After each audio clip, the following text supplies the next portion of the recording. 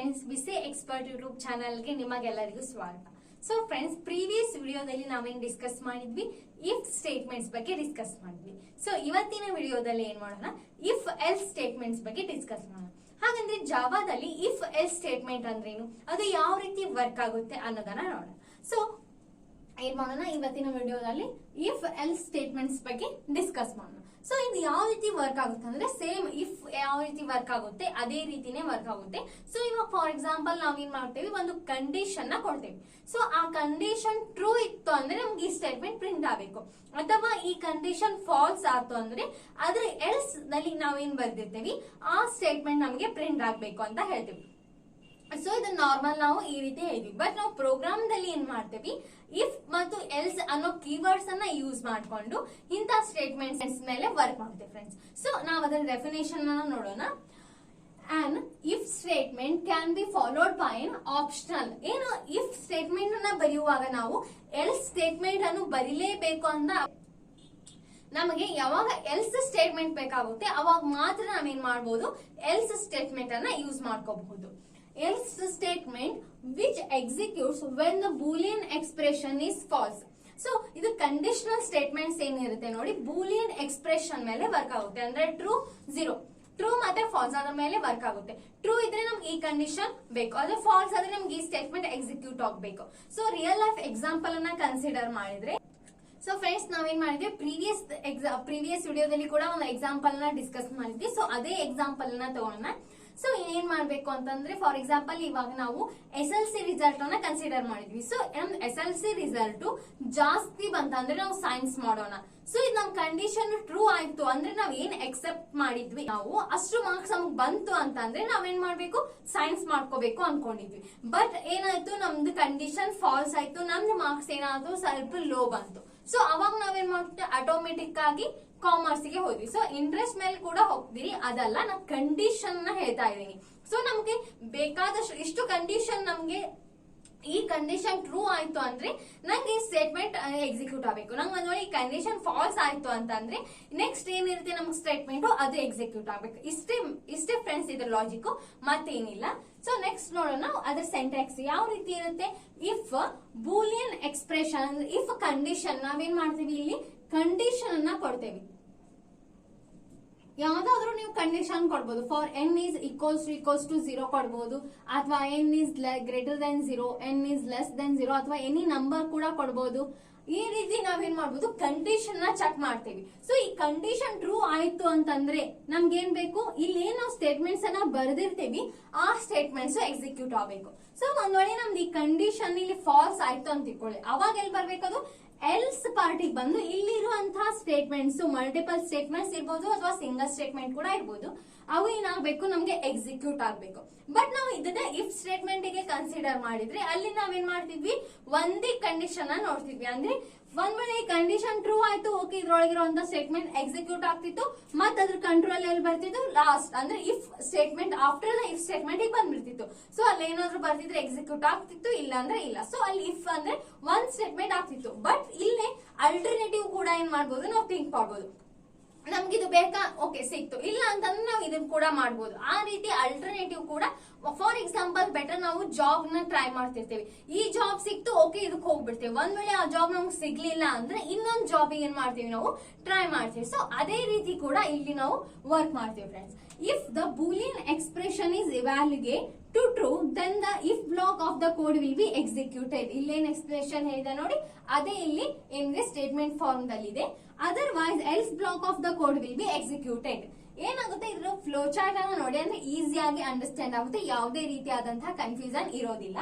So ನಾವೇನ್ ಮಾಡ್ತೀವಿ, ಇಲ್ಲಿ ಒಂದು ಕಂಡೀಷನ್ ನ ಕೊಡ್ತೀವಿ. ಸೊ ಈ ಕಂಡೀಷನ್ ಟ್ರೂ ಆಯ್ತು ಅಂದ್ರೆ, if the condition is true ಆಯ್ತು ಅಂದ್ರೆ ಇಫ್ ಒಳಗಡೆ ಏನ್ ಕೋಡ್ ಬರೆದಿರ್ತೀರಿ ಈ ಕೋಡ್ ಏನಾಗುತ್ತೆ, ನಮ್ಗೆ ಎಕ್ಸಿಕ್ಯೂಟ್ ಆಗುತ್ತೆ. ಒಂದ್ ವೇಳೆ ನಮ್ ಕಂಡೀಷನ್ ಏನಾದ್ರೂ ಫಾಲ್ಸ್ ಆಯ್ತು ಅಂದ್ರೆ ಇಲ್ಲಿ ಆ ಸ್ಟೇಟ್ಮೆಂಟ್ ಅನ್ನ ಬರೆದಿರ್ತೀವಿ ನಾವು, ಎಲ್ಸ್ ಸ್ಟೇಟ್ಮೆಂಟ್ ಒಳಗಡೆ ಏನ್ ಬರೆದಿರ್ತೀವಿ ನೋಡಿ ಕೋಡ್, ಆ ಕೋಡ್ ಏನಾಗುತ್ತೆ ನಮಗೆ ಎಕ್ಸಿಕ್ಯೂಟ್ ಆಗುತ್ತೆ. ಆಮೇಲೆ ಏನಾಗುತ್ತೆ, ಅದು ಲಾಸ್ಟ್ ಆಫ್ಟರ್ ದ ಕೋಡ್ ಏನ್ ಬರುತ್ತೆ, ಇಫ್ ಎಲ್ಸ್ ಗೆ ಬಂದ್ಬಿಡುತ್ತೆ. ಸೊ ಇದನ್ನೇ ನಾವು ಪ್ರೋಗ್ರಾಮ್ ದಲ್ಲಿ ಅಪ್ಲೈ ಮಾಡಿ ನೋಡೋದಾದ್ರೆ, ಟ್ರೂ ಆದ್ರೆ ಯಾವ ರೀತಿ ಆಗುತ್ತೆ, ಫಾಲ್ಸ್ ಆದ್ರೆ ಯಾವ ರೀತಿ ಆಗುತ್ತೆ ಅನ್ನೋದನ್ನ ನೋಡೋದಾದ್ರೆ, ಸೊ ನಾ ಒಂದಿಲ್ಲಿ ಸ್ಯಾಂಪಲ್ ಕೋಡ್ ಅನ್ನ ಬರ್ತೀನಿ.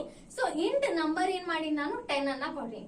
If number is greater then 0 ಅಂದ್ರೆ ನಮ್ ಕಂಡೀಷನ್ ಟ್ರೂ ಆದಾಗ ಯಾವ ರೀತಿ ವರ್ಕ್ ಆಗುತ್ತೆ, ಏನಾಗುತ್ತೆ ಅವಾಗ ನಮ್ ಕಂಡೀಷನ್ ಟ್ರೂ ಆಯ್ತು ಅಂದ್ರೆ ಇಲ್ಲಿ ಏನಾಗುತ್ತೆ 10 ಈಸ್ ಗ್ರೇಟರ್ ದೆನ್ 0 ಆಯ್ತು ಅಂದ್ರೆ ಇಲ್ಲಿ ಬಂದು ಇದ್ರೊಳಗಿರುವಂತ ಕೋಡ್ ಏನಾಗುತ್ತೆ ಎಕ್ಸಿಕ್ಯೂಟ್ ಆಗುತ್ತೆ.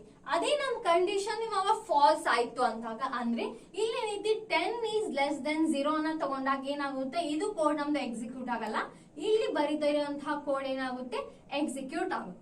ಸೊ ಈ ರೀತಿ ನಮ್ ಕಂಡೀಷನ್ ಟ್ರೂ ಆದಾಗ ಮತ್ತೆ ನಮ್ ಕಂಡೀಷನ್ ಫಾಲ್ಸ್ ಆದಾಗ ಈ ರೀತಿ ವರ್ಕ್ ಆಗುತ್ತೆ.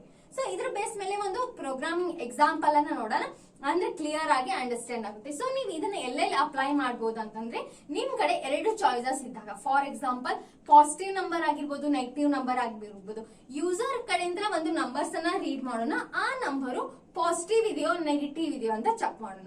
ಅಥವಾ ಈವನ್ ಆರ್ ಆಡ್ ಅಂತ ಪ್ರೋಗ್ರಾಮ್ಸ್ ಗಳಲ್ಲಿ, ಪ್ರೈಮ್ ಆರ್ ನಾಟ್ ಅಂತ ಪ್ರೋಗ್ರಾಮ್ಸ್ ಗಳಲ್ಲಿ ನೀವೇನ್ ಮಾಡಬಹುದು ಇಫ್ ಎಲ್ಸ್ ಅನ್ನ ಅಪ್ಲೈ ಮಾಡಬಹುದು. ಸೊ ಇಲ್ಲಿ ಏನ್ ಮಾಡೋಣ, ಫಸ್ಟ್ ಒಂದು ಕ್ಲಾಸ್ ಅನ್ನ ಡಿಫೈನ್ ಮಾಡೋಣ. ಕ್ಲಾಸ್ ನೇಮ್ ಏನ್ ಕೊಡೋಣ ಇಫ್ ಎಲ್ಸ್, ಯಾವ್ದಾದ್ರು ಕ್ಲಾಸ್ ನೇಮ್ ಅನ್ನ ಕೊಡಬಹುದು. ಸೊ ನಾವೇನ್ ಮಾಡಿವಿ ಇಫ್ ಎಲ್ಸ್ ಮೇಲೆ ವರ್ಕ್ ಮಾಡೋದ್ರಿಂದ ನಾ ಏನ್ ಕೊಟ್ಟೇನಿ ಇಫ್ ಎಲ್ಸ್ ಅಂತ ಕೊಟ್ಟೀನಿ. So next public static void main string ARGS. So ನಮ್ ಸ್ಟಾರ್ಟಿಂಗ್ ಇದನ್ನ ಬರೆದ್ಬಿಟ್ಟು ನಾವೇನ್ ತಗೊಂತೀವಿ n ಅನ್ನೋ ವೇರಿಯಬಲ್ ತಗೊಂತೀವಿ, ಯಾವ್ದು ಇಂಟೀಜರ್ ಟೈಪ್ ದಲ್ಲಿ ತಗೊಂತೀವಿ. Next system dot out dot println ಅಂದ್ರೆ ನಾವೇನಾದ್ರೂ ಪ್ರಿಂಟ್ ಮಾಡಬೇಕು ಜಾವಾದ ಒಳಗಡೆ ಅಂದ್ರೆ ನಾವು system dot out dot println ಅನ್ನ ಯೂಸ್ ಮಾಡ್ತೀವಿ. ಸೊ ನಾವು ಕೋಡ್ ದಲ್ಲಿ ಬರೆಯೋ ಮುಂದೆ ಎಸ್ಔಟ್ ಅಂತ ಕೂಡ ಬರೆದ್ರೆ ಏನಾಗುತ್ತೆ ಆಟೋಮೆಟಿಕ್ ಆಗಿ system dot out dot println ಅನ್ನ ಪೂರ್ತಿ ಸೆಂಟೆನ್ಸ್ ಅನ್ನ ತಗೊಳುತ್ತೆ. ಸೊ ಎಂಟರ್ ಎನಿ ನಂಬರ್ ನಾವೇನ್ ಮಾಡಂತೀವಿ ಯೂಸರ್ ಕಡೆಯಿಂದ ನಂಬರ್ಸ್ ಅನ್ನ ರೀಡ್ ಮಾಡ ಅಂತೀವಿ. ಸೊ ಹಾಗಾಗಿ ಎಂಟರ್ ಎನಿ ನಂಬರ್ ಅಂತ ತಗೊಂಡ್ವಿ. ಸೊ ನೆಕ್ಸ್ಟ್ ಏನ್ ಮಾಡೋಣ, ಸ್ಕ್ಯಾನರ್ ನಾವು ರನ್ ಟೈಮ್ ದಲ್ಲಿ ಏನಾದ್ರೂ ಯೂಸರ್ ಕಡೆಯಿಂದ ರೀಡ್ ಮಾಡ ಅಂತೀವಿ ಅಂದಾಗ ಏನ್ ಯೂಸ್ ಮಾಡ್ತೀವಿ ನಾವು ಸ್ಕ್ಯಾನರ್ ಕ್ಲಾಸ್ ಅನ್ನ ಯೂಸ್ ಮಾಡ್ತೀವಿ. ಹಾಗಾಗಿ ಸ್ಕ್ಯಾನರ್ ಅಂತ ಹಾಕಿದ್ವಿ. ನೆಕ್ಸ್ಟ್ ಒಂದು ಆಬ್ಜೆಕ್ಟ್ ನೇಮ್ ಅನ್ನ ತಗೊಂಡೋಣ, ಫಾರ್ ಎಕ್ಸಾಂಪಲ್ ಆರ್ ಅನ್ನ ತಗೊಂಡ್ವಿ. ಸೊ ಅದ್ರಲ್ಲಿ ಏನ್ ಮಾಡೋಣ ನ್ಯೂ ಸ್ಕ್ಯಾನರ್ ಅಂದ್ರೆ ಏನ್ ಯೂಸರ್ ಎಂಟರ್ ಮಾಡಿರ್ತಾರ ಅದು ವ್ಯಾಲ್ಯೂನ ಸ್ಟೋರ್ ಮಾಡಲಿಕ್ಕೆ ನಾವು new scanner system dot in ಅನ್ನ ತಗೊಂಡ್ವಿ. ಸೊ ನಾವು ಸ್ಕ್ಯಾನರ್ ಕ್ಲಾಸ್ ಅನ್ನ ಯೂಸ್ ಮಾಡ್ತಾ ಇದ್ದೇವೆ ಅಂತ ಅಂದ್ರೆ ನಾವು ಇಲ್ಲಿ ಒಂದು ಪ್ಯಾಕೇಜ್ ಅನ್ನ ಏನ್ ಮಾಡ್ಕೋಬೇಕಾಗುತ್ತೆ ಇಂಪೋರ್ಟ್ ಮಾಡ್ಕೋಬೇಕಾಗುತ್ತೆ.